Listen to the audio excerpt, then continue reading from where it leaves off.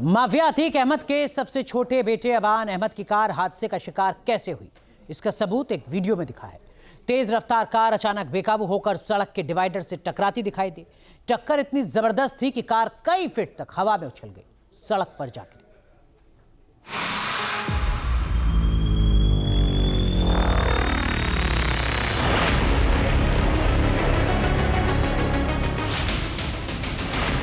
खाली रोड, तेज रफ्तार और कुछ ही सेकंड में सफर का अंत। ये वीडियो अतीक अहमद के सबसे छोटे बेटे अबान की कार के एक्सीडेंट का है। इस वीडियो में अबान की कार अचानक से सड़क की बाईं तरफ जाने लगती है और वहां डिवाइडर से टकराकर हवा में उछल जाती है। यह वीडियो अबान की कार के पीछे चल रहे एक गाड़ी के डैश कैम से रिकॉर्ड हुआ।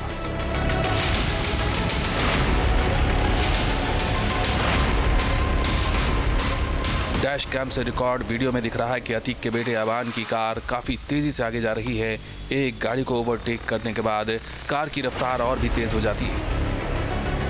इसी दौरान अचानक कार बाईं तरफ से मुड़ने लगती है। कार तेज़ी के साथ सड़क से नीचे जाने लगती है। कार जैसे ही सड़क के नीचे उतरती है, कार का बैलेंस बिगड़ जाता है और वहां डिवाइडर में टकराने के बाद कार हवा में कई फीट तक उछल जाती है।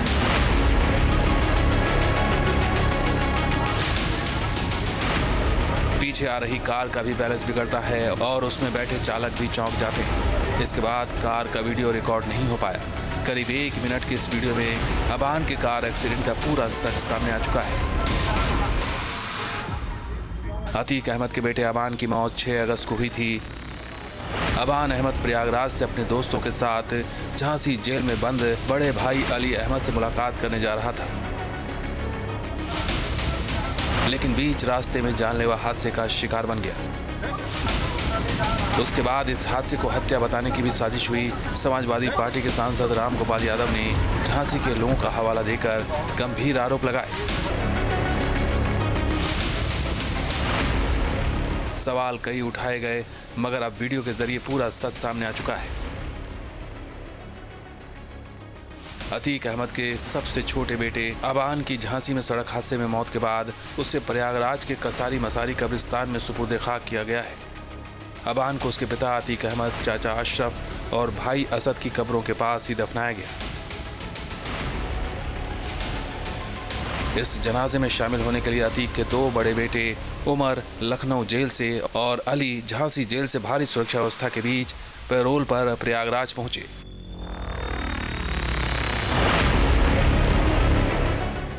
अपने छोटे भाई को खोने का दर्द उमर और अली के चेहरों पर साफ नजर आया।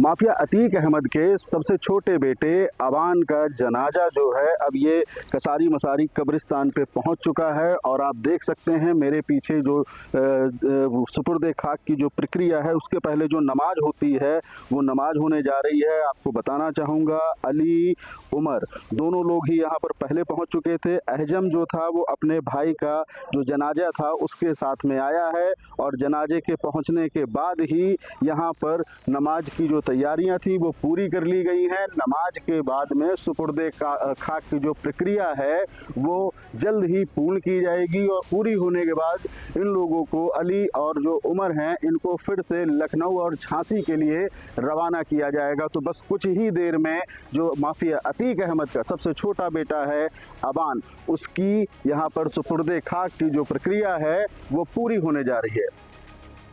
अतीक अहमद के 5 बेटे थे, जिनमें अबान सबसे छोटा था। एक बेटा असद 2023 में झांसी में ही पुलिस एनकाउंटर में मारा गया था। अब 3 बेटे हैं, जिसमें बड़ा बेटा उमर लखनऊ जेल में तो दूसरा अली झांसी जेल में बंद है, जबकि अबान से बड़ा अहजम अभी ग्रेजुएशन की पढ़ाई कर रहा है। अबान अहमद उम्र में सबसे छोटा था और किसी बड़े विवाद में उसका नाम कभी नहीं आया, मगर नवंबर 2025 में उसका एक वीडियो वायरल हुआ था जिसमें उसके स्टाइल की खूब चर्चा हुई थी। अबान फिल्मी स्टाइल में नजर आ रहा था और वीडियो के बैकग्राउंड में धमकी देते हुए ऑडियो लगाया गया था। वायरल वीडियो में पहले लग्जरी गाड़ियों का काफिला नजर आया, उसके बाद अबान कुछ लोगों के साथ डिनर टेबल पर दिखा।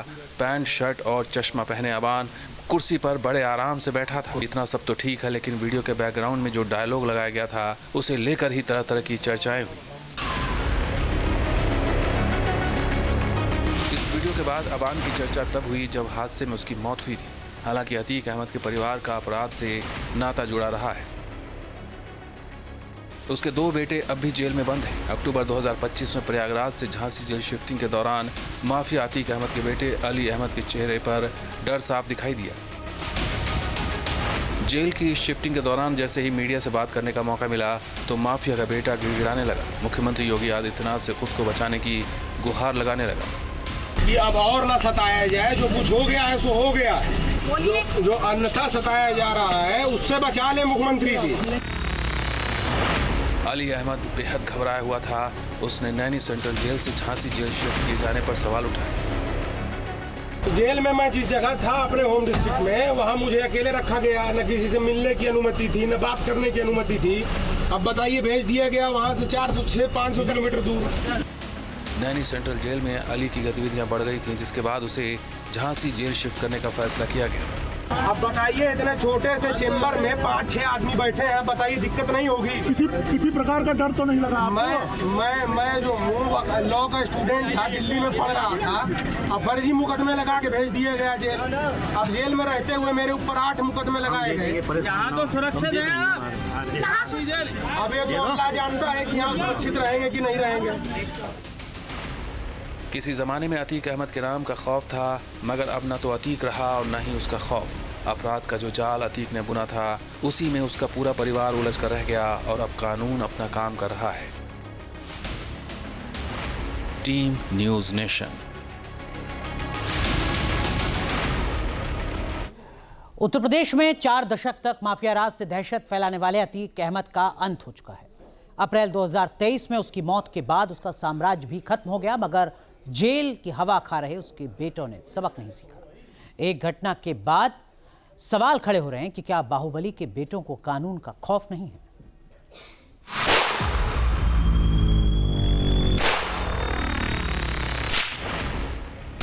फरवरी 2023 में उमेश पाल हत्याकांड के इसी वीडियो ने अतीक के माफिया राज के खात्मे का आगाज किया।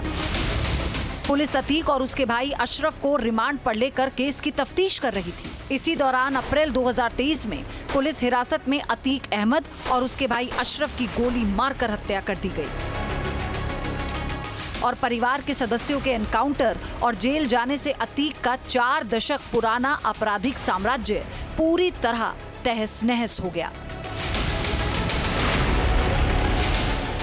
अतीक के अंत के बाद उसका पूरा गैंग भी पाताल लोक चला गया है। एक ऐसा भी दौर था जब अतीक अहमद खौफ का दूसरा नाम था।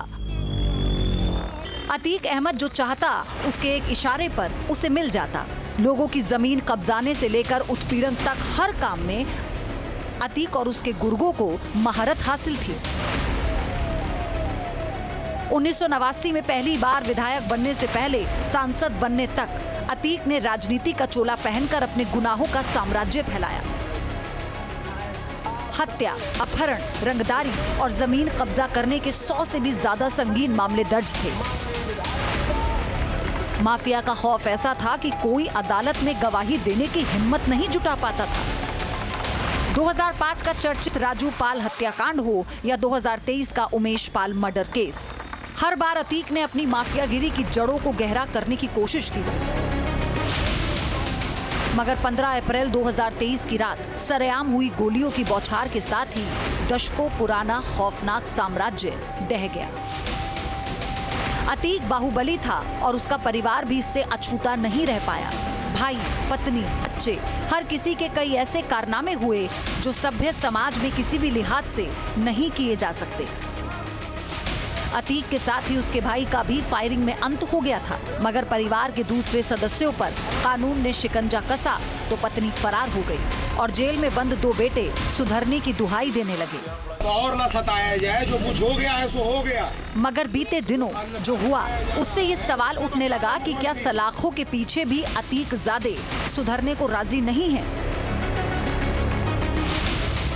ये वीडियो अतीक के बड़े बेटे उमर अहमद के साथ निकले काफिले का है। उमर पुलिस की कैद में था, लेकिन उसके पीछे दर्जनों एसयूवी और कारों का कुनबा रफ्तार भर रहा था। ये वीडियो उत्तर प्रदेश के प्रतापगढ़ के टोल प्लाजा का है। घटना 8 अगस्त की है, जब पुलिस उमर को उसके छोटे भाई और अतीक के छोटे बेटे अबान अहमद के जनाजे में शामिल होने के लिए प्रयागराज ले जा रही थी। तस्वीरों में देख सकते हैं, पुलिस की सिक्योरिटी में उमर की गाड़ी निकलती है और फिर पीछे उसके गुर्गों की गाड़ियां निकलती हैं।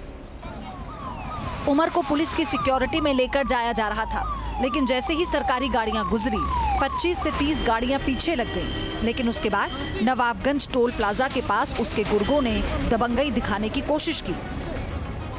जनाजे में शामिल होने के दौरान उमर अहमद के काफिले पर प्रतापगढ़ में टोल प्लाजा के बैरियर तोड़ने और कर्मचारियों को कुचलने के आरोप लगे हैं। ये वीडियो प्रतापगढ़ के हथीगवां थाना इलाके में कोटिला अख्तियारी टोला प्लाजा का है। आरोप है कि फास्टैग और टोल बचाने के चक्कर में उमर के गुर्गों ने जबरन टोल प्लाजा का बैरियर तोड़ दिया और जब टोल कर्मियों ने विरोध किया तो उन्हें गाड़ी से कुचलने की कोशिश की। दिनांक 8 अगस्त को उमर प्रयागराज लखनऊ से प्रयागराज सरकारी गाड़ियों में जा रहा था। हथीगवां के अख्तियारी टोल प्लाजा के पास जब इसकी गाड़ी निकल गई तो इसकी काफिले के पीछे स्कॉर्पियो और थार गाड़ी जो थी और अन्य गाड़ियां थी, इन लोगों ने टोल कर्मियों से टोल न देना पड़े इसके लिए उनसे बदतमीजी किया, उनका बैरियर तोड़ दिया और उन पर गाड़ी चढ़ाने का प्रयास किया। टोल मैनेजर की तहरीर पर थाने पर सुसंगत धाराओं में अभियोग पंजीकृत कर लिया गया है और बदमाशी करने वाले बदमाशों की शिनाख्त का प्रयास किया जा रहा है। जानकारी के मुताबिक पुलिस ने 28 गाड़ियों पर एफआईआर दर्ज की है। आरोप है कि इन गाड़ियों ने हूटर बजाए, टोल नहीं दिया और बैरियर तोड़कर फरार हो गए। उमर के लखनऊ जेल से निकलते ही उमर के गुर्गे उसके पीछे पीछे प्रयागराज तक आ गए। उमर जेल में है, लेकिन अकड़ जाती नहीं दिख रही। उमर जब भाई अबान के जनाजे में पहुंचा तो अपने समर्थकों की भीड़ देखकर किसी सियासतदान की तरह व्यवहार करने लगा। उमर ने समर्थकों को हाथ हिलाकर अपनी मौजूदगी दिखाने की कोशिश की। जब अतीक जिंदा था, उसके बेटों का भी खौफ कम नहीं था। उसके 3 बड़े बेटे अपराध की समानांतर दुनिया चला रहे थे, हत्या करने से लेकर अगवा करना और विरोधियों को धमकाने तक। बड़ा बेटा उमर अहमद लखनऊ जेल में बंद है। उमर पर एक कारोबारी को किडनैप करने और मारपीट करने का आरोप है। उमर के खिलाफ 2 मुकदमे दर्ज हैं। अतीक का दूसरा बेटा अली अहमद इस वक्त झांसी जेल में बंद है। अली के खिलाफ 6 आपराधिक मुकदमे दर्ज हैं। अतीक का तीसरा बेटा असद भी क्राइम वर्ल्ड का हिस्सा बन गया था। 2023 में हुए उमेश पाल हत्याकांड में असद मुख्य हमलावर था और वो झांसी में पुलिस के साथ मुठभेड़ में मारा गया था। अतीक का चौथा बेटा एहजम अहमद भी उमेश पाल हत्याकांड के साजिशकर्ताओं में शामिल रहा। आरोपों के मुताबिक उमेश पाल हत्याकांड के दौरान इस्तेमाल किए गए फेस टाइम ऐप आईडी बनाने और दूसरे आरोपियों को सहयोग देने के लिए एहजम को पुलिस की केस डायरी में नामजद किया गया था। 24 फरवरी 2023 को अंजाम दिए गए उमेश पाल हत्याकांड का यही वो सनसनीखेज वीडियो है जिसमें अतीक अहमद का बेटा असद शामिल था। तस्वीरों में असद फायरिंग करता दिख रहा था। अतीक के बेटों ने उसके जिंदा रहते खौफ कायम करने की कोशिश की। अब जेल में बंद होने के बाद भी उनकी हरकतें नहीं बदल रही। Team news nation.